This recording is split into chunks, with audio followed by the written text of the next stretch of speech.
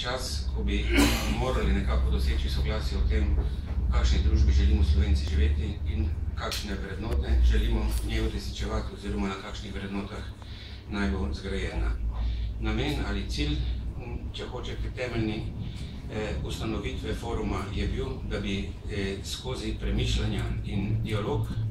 o trajnejših družbenih procesih doma, v Evropski uniji, v globalnem svetu, imeli člani in udeleženci naših srečanj priložnost preverjati svoje poglede in usmeritve s pomočjo argumentov, predstavljenih v razpravah in morebiti te argumente dopolnjene z svojimi pogledi tudi uveljavljati v javnem nastopanju,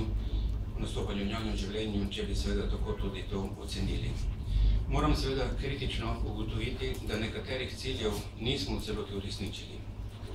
Predvsem dva. Ni nam uspelo soustvarjati prostor dialoga s formalnimi nosilci odločanja, čeprav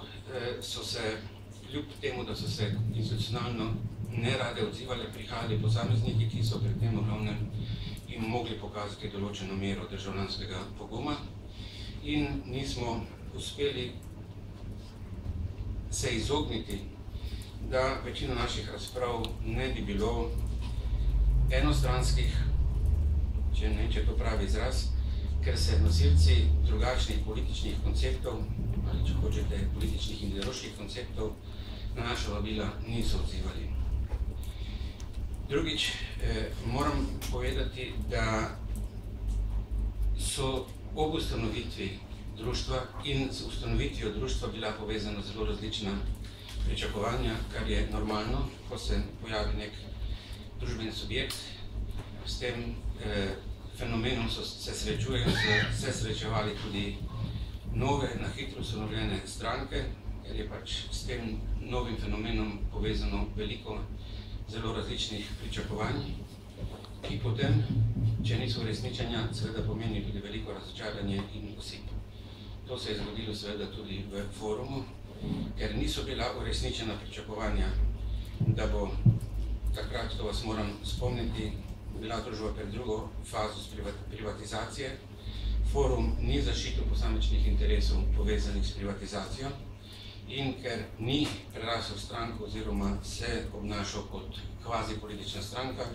ki bi imela željo po participaciji na oblasti.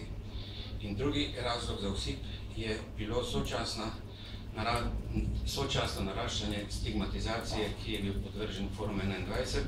in ko je bilo zlasti za ljudi, ki so nosili odgovornost za svoje kolektive gospodarstvo, neoportuno, da ne rečem škodljivo, povezovati jih z članstvom v Forumu 21.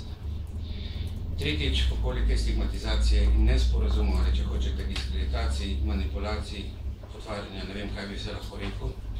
tega je bilo veliko že od samega začetka, ko je bilo društvo ustanavljeno in nosilci tega so bile zlasti politične stranke, nekatere, ki so se nekako bale, da sega društvo v polje njihovega delovanja, ali če rečem bolj enostavno, zbale so se za svoj monopol na polju političnega odločanja in so predprostor, ali če hočete parlamentarni predprostor, smatrale kot konkurenco, namesto kot priložnost za preverjanje svojih konceptov in prostor iskanja podpore za te koncepte. Očitno je Forum 21 ena od točk, na katerih se že od začetka lomijo, ali če hočete, kažejo temeljne ideološke in politične konfrontacije v družbi, ali drugače rečeno, odslikavajo tudi ideološke in politične delitve v družbi in tudi na drugi strani nepripravljenost presegati te delitve in združevati kreativne sile slovenskega naroda na spremembah, na reformah, na pogledu naprej, če hočete tudi pri oblikovanju vizije.